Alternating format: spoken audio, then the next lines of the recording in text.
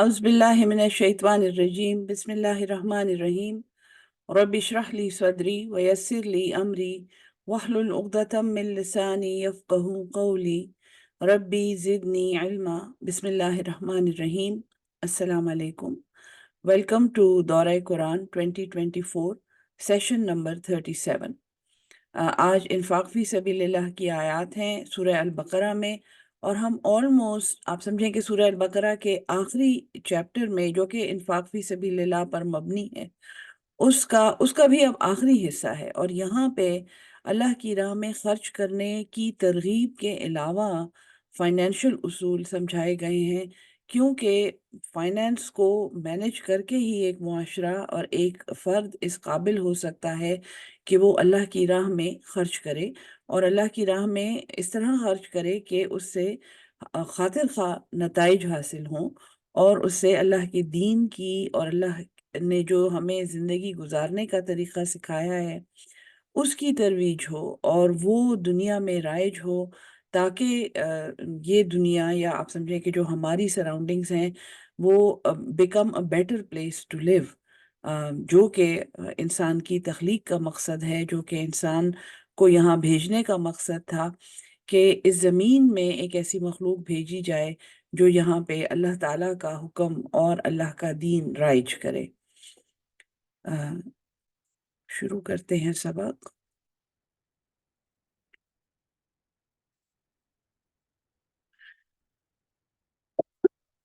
बिस्मिल्लाहिर्रहमानिर्रहीम। आयत नंबर 261।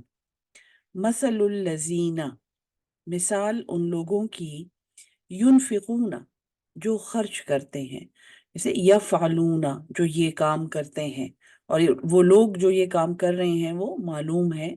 सो उन लोगों की मिसाल जो इन्फाक करते हैं, नाफाका अल्लाह की राह में खर्च करना। माफ कीजिएगा, मुझे ये वीडियो ठीक करनी है।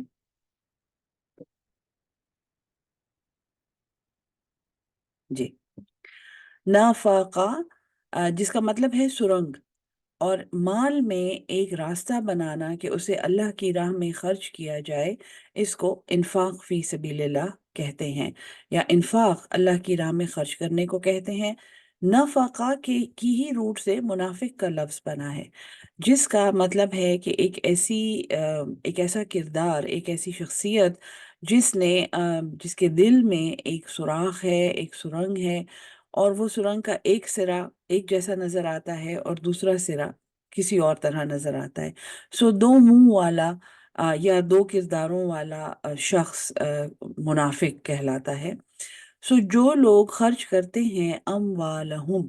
अपने माल, फी सबीलिल्लाह अल्लाह की राह में, कमसली मानिंद का काफ ज़बर का मानिंद, मसले मिसाल उनकी, हब्बतिन एक दाने की है, अम्बतत नबाता नबातात इसी से निकला है उगने वाली चीज, पौधा। अम्बतत जिसमें से उगें, और ये ता जो आखिर में है ये फीमेल के लिए है, गोया बीज को ये एक फेमिनिन सीगा है अरबी में। सो उगें उसमें से, उगें उस दाने में से, सबा सात, सनाबिला सुंबल, सुंबल जैसे हमें भी पता है सुंबल कली को कहते हैं या बालियों को कहते हैं, और सनाबिल उसकी जमा है।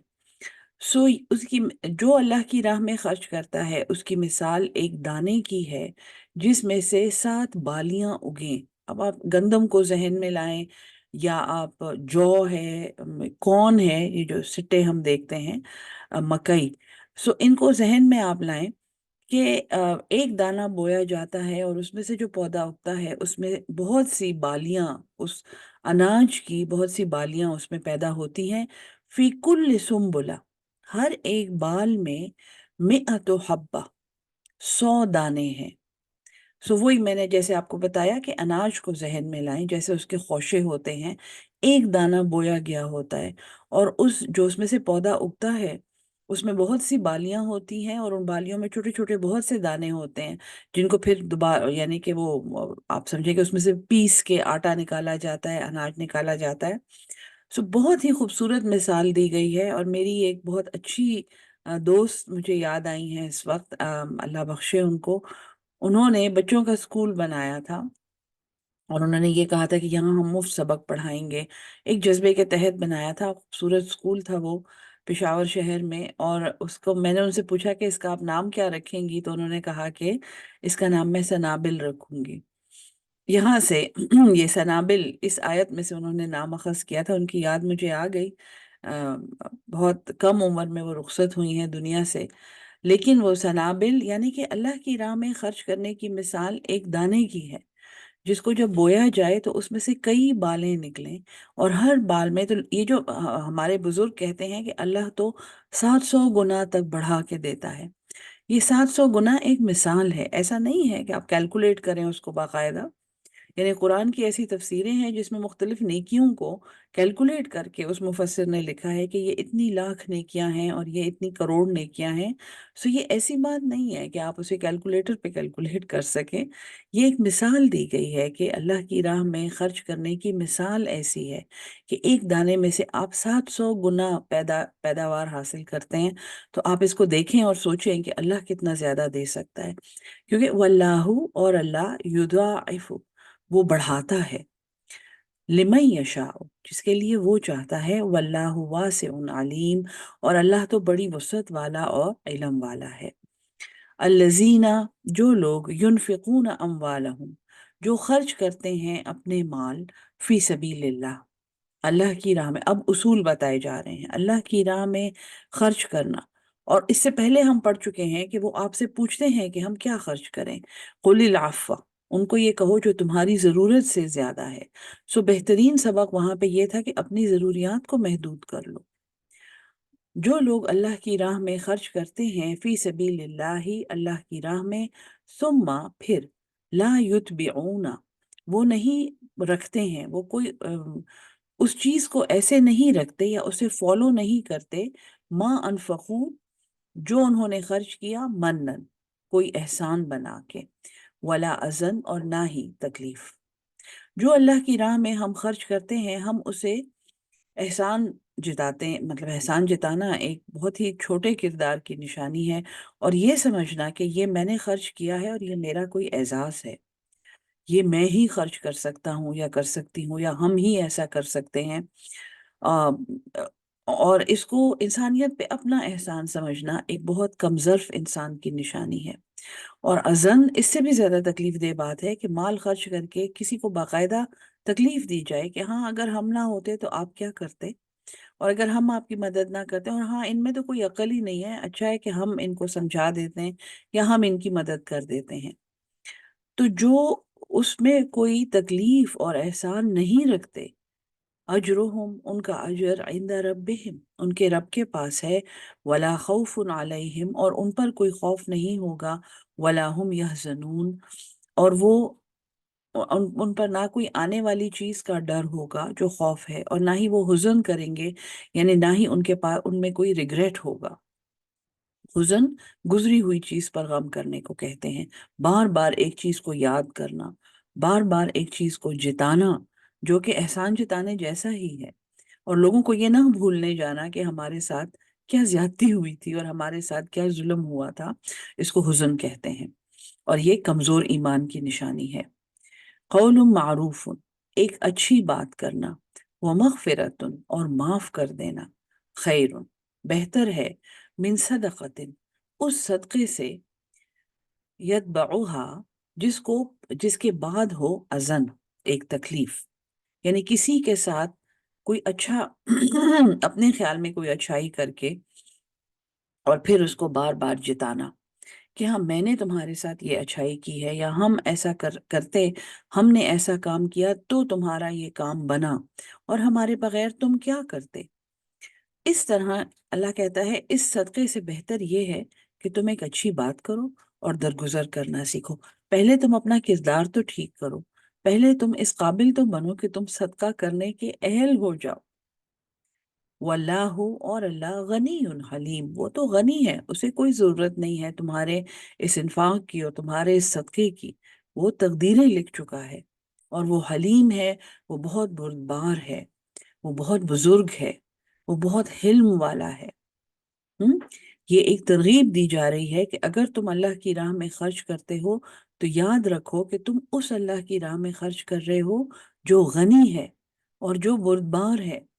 اس لیے اپنا کردار ایسا بناؤ جو اسے پسند ہے۔ یا ایھا الذین آمنو، اے ایمان والو، لا تبطلوا،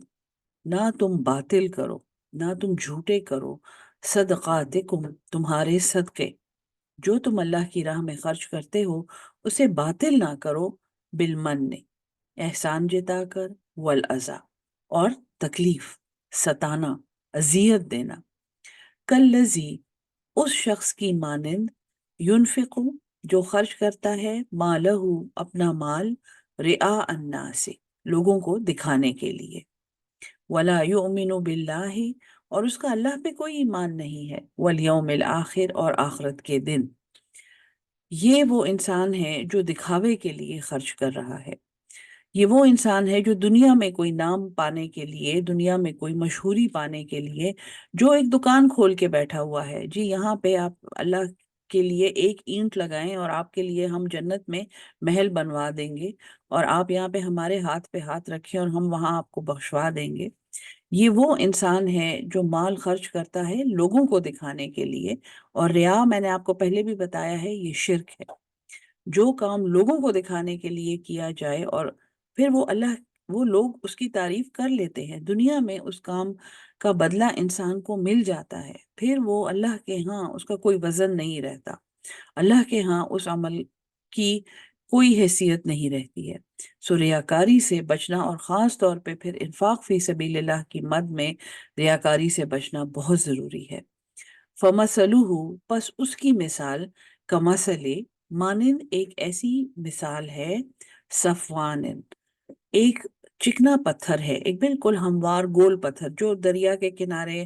ندیوں کے کنارے گول گول چکنے پتھر ہمیں نظر آتے ہیں، اس پہ لوگ پھسلتے ہیں۔ صفوان علیہ تراب، اس پر مٹی ہے، فَأَصَابَهُ، پھر اس پر برسا، وابل، ایک تیز بارش، فَتَرَكَهُ، پس اسے چھوڑ دیا، ترک کر دیا، سلدن، بالکل صاف۔ یعنی ایک پتھر کی مثال ہے جس کے اوپر ایک پتلی سی لیئر چکنی مٹی کی ہے، جس پہ جب تیز بارش برسی، اور تیز بارش کی مثال کچھ بھی ہو سکتی ہے، یہ انسان کی موت ہو سکتی ہے، جب وہ ختم ہو گیا، جب وہ انسان ختم ہو گیا، ایک تو چونکہ اس کا اندر اتنا سخت تھا، اس کے اندر ایک پتھر تھا، تو وہ چکنی مٹی جو اس کے اوپر تھی اس کا کبھی کوئی فائدہ نہیں ہوا، اس کے اندر کبھی کوئی چیز اگی نہیں، اس کے اندر کسی نے بالیدگی نہیں پائی، بلکہ جب اس پہ تیز بارش، جیسے بوڑھی عمر آ گئی، کوئی مصیبت آ گئی، کوئی سخت حکم آ گیا، تو وہ مٹی کو لے گیا اس پہ سے، اور وہ اندر کی سختی اور وہ اس کے اندر کا جو یعنی آپ سمجھے ایک بیکار پتھر تھا وہ، اور وہ اسی طرح رہ گیا۔ یا پھر اس کی مثال مفسروں نے قیامت کی بھی دی ہے کہ یہ وہ کردار ہیں جو اوپر سے آپ کو بڑے، یعنی کہ ان کے اوپر ایک مٹی کی مثال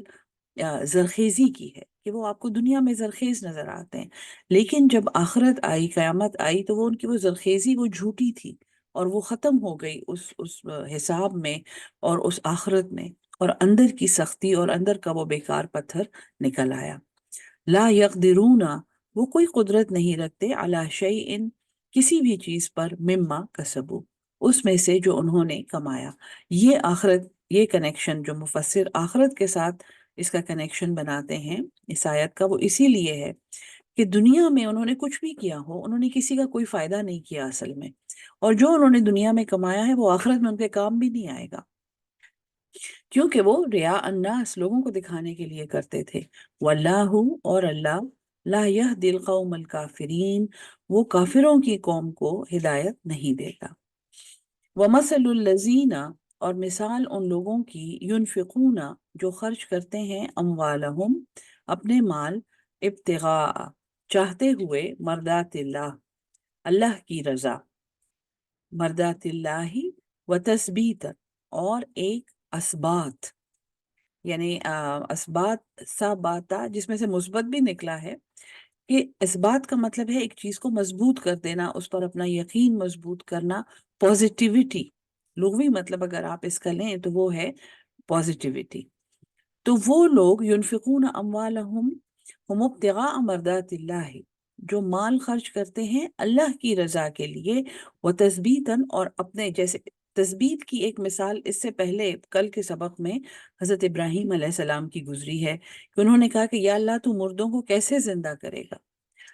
یہ ایمان کی کمی نہیں ہے، یہ وہ ایک تثبیت چاہتے تھے، ایک یقین چاہتے تھے کہ مجھے دکھا کہ تو مردوں کو کیسے زندہ کرے گا.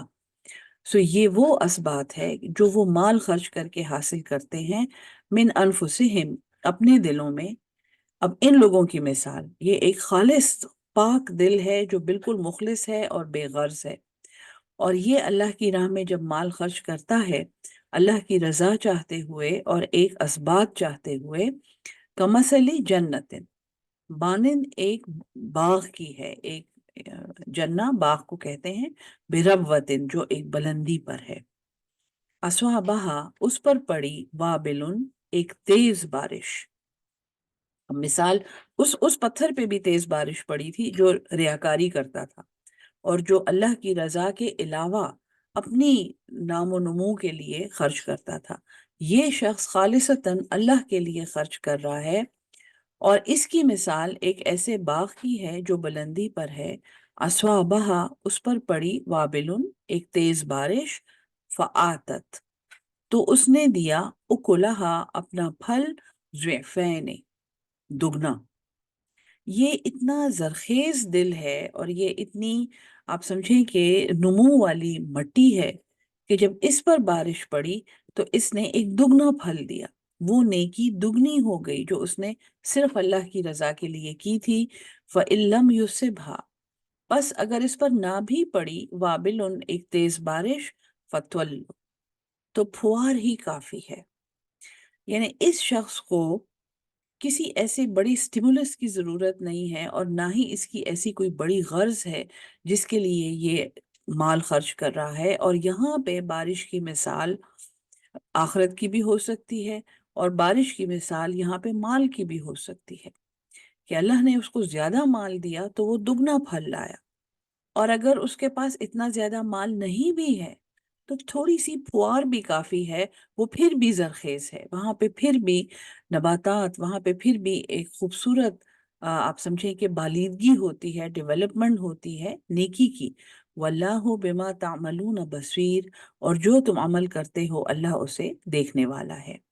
ایود احدکم، کیا چاہتا ہے تم میں سے کوئی، ان تکون لہ جنت، کہ اس کے لیے ایک باغ ہو، من نخیل، کھجور کا، وعناب، اور انگوروں کا، تجری من تحتها الانہار، جس کے نیچے نہریں بہتی ہوں، لہو فیہا، اس کے لیے اس باغ میں، من کل الثمرات، ہر قسم کے پھل ہوں. کون یہ نہیں چاہتا؟ وَأَصْوَابَهُ الْكِبْرُ، اب وہ اس سے پہلے جو مثال گزری ہے کہ پتھر پہ، ایک چکنے پتھر پہ مٹی کی لیئر تھی اور اس پہ بارش پڑی اور وہ مٹی ساری چلی گئی، وہ اعمال ضائع ہو گئے. دوسرے کی مثال جو تھی وہ ایک اونچائی پر ایک باغ ہے، ایک اونچا کردار ہے، وہ خوبصورت کردار ہے جو بے غرض ہے اور صرف اللہ کی رضا کے لیے نیکی کر رہا ہے. اس پر جب بارش پڑی تو وہ دگنا پھل لایا، اور اس کے اعمال کا بدلہ اس کو دگنا کر کے اللہ تعالیٰ دے رہا ہے. اور اگر اس کے پاس زیادہ مال نہیں بھی ہو تو ایک معمولی پھوار بھی اس زرخیز اور خوبصورت مٹی کے لیے کافی ہے جس میں سے اللہ تعالیٰ دوسروں کو فائدہ پہنچاتا ہے. یہ وہ شخص ہے جو بے غرض ہو کے نیکی کرتا ہے، جس کو دنیا میں کوئی نام نہیں چاہیے. یہ وہ لوگ ہیں جو لوگوں کو بتا کے انہیں زکوٰۃ نہیں دیتے کہ ہم یہ خاص زکوٰۃ ہے اور یہ خاص صدقہ ہے، اور وہ لوگوں پر احسان نہیں جتاتے. یہ وہ لوگ ہیں. اب مثال اللہ تعالیٰ یہ دیتا ہے کہ دیکھو تمہیں میں نے باغوں کی مثالیں دی ہیں، تو تم میں سے کون یہ نہیں چاہتا کہ اس کے پاس ایسے باغ ہوں جس میں انگور ہوں اور جس میں پھل ہوں اور اس کے نیچے نہریں بہتی ہوں اور اس میں ہر قسم کے ثمر ہوں. ثمر پودے کے اس حصے کو کہتے ہیں جو کھایا جاتا ہے. ایک ایسا شخص جس کے پاس ایسا باغ ہے، وہ اصابہ الکبر، اور اس کو بڑھاپا پہنچ گیا، اس کا بڑھاپا آ گیا. وَلَهُ ذُرِّيَّةٌ ضُعْفَاءُ، اور اس کی اولاد ابھی بڑی کمزور ہے. فَأَصَابَهَا، پس اس پر پڑا، عِصَارٌ، ایک بگولا. آگ کا ایک بگولا، فیہ نارن، اس میں آگ ہے، فاحترقت، تو وہ باغ جل گیا۔ یہ بہت خطرناک مثال ہے ایک ایسے شخص کی جس نے بے پرواہ ہو کے اپنی زندگی گزاری۔ اس دنیا کے باغ میں اس نے ہر قسم کے پھل کھائے، اس نے انجوائے کیا، اس نے گڈ ٹائم گزارا، اور جب وہ دنیا سے رخصت ہوا تو ابھی اس کی اولاد بھی اس قابل نہیں تھی کہ بلکہ دنیا سے ابھی وہ رخصت بھی نہیں ہوا، اس پہ بڑھاپا آ گیا، وہ کمزور ہو گیا، تو اس کی اولاد بھی ابھی اس قابل نہیں تھی کہ وہ اپنے آپ کو سسٹین کریں اور اپنے لیے کچھ کریں۔ اور یہ شخص چونکہ اب بڑھاپے میں پہنچ گیا ہے، اس کو اس باغ کی بہت زیادہ ضرورت ہے، اس کو اس فائدے کی بہت ضرورت ہے جو یہ باغ پہنچا رہا ہے، اور چونکہ اس نے غافل ہو کے اور لاپرواہ ہو کے یہ زندگی گزاری ہے، تو اس کی مثال ایسے ہے کہ اس باغ پہ ایک بگولا آ کے پڑا اور وہ تباہ ہو گیا۔ یعنی جتنے اس نے اس دنیا میں اعمال کیے تھے، اس دنیا میں جو کچھ اس نے کیا تھا، شاید اپنے بچوں کے لیے کیا تھا، شاید اپنے خاندان کے لیے کیا تھا، جو کچھ بھی کیا تھا وہ سب ضائع ہو گیا۔ اسی لیے اعمال کے ضائع ہونے سے بچاؤ کرنے کا جو طریقہ، وہ انفاق فی سبیل اللہ، صرف اللہ کی راہ میں خرچ کرنا ہے، اور اللہ کی مخلوق پہ خرچ کرنا ہے، جس سے انسان ایک ایسے انجام سے بچ سکتا ہے جس پہ اسے افسوس ہو، جس پہ ریگریٹ ہو، جس پہ حزن ہو، اور جس کے بارے میں قرآن میں یہ کہا گیا ہے کہ کاش میں ایک دفعہ واپس جا سکتا کہ میں کوئی عمل کرتا اور میں اپنے لیے خرچ کرتا۔ وہ مجھے آیت ایگزیکٹ یاد نہیں ہے، لیکن وہ اس کا مفہوم یہ ہے کہ کاش میں وہاں اپنے لیے کچھ خرچ کرتا، یعنی وہ یہ افسوس کر رہا ہے کہ اس نے دنیا میں جو بھی خرچے کیے ہیں وہ اب آخرت میں اس کے لیے بیکار ہیں۔ کذالک یبین اللہ، اسی طرح اللہ بیان کرتا ہے، لکم الآیات، تمہارے لیے اپنی آیات، لعلکم تتفکرون، تاکہ تم غور و فکر کرو۔ یہاں پہ آج سبق ختم کرتے ہیں، رکوع ختم ہو رہا ہے۔ اللہ ہم سب کو قرآن سمجھ کے اس پہ عمل کرنے والا اور اس کو آگے پہنچانے والا اہل القرآن بنا دے۔ آمین ثم آمین۔ السلام علیکم ورحمۃ اللہ وبرکاتہ۔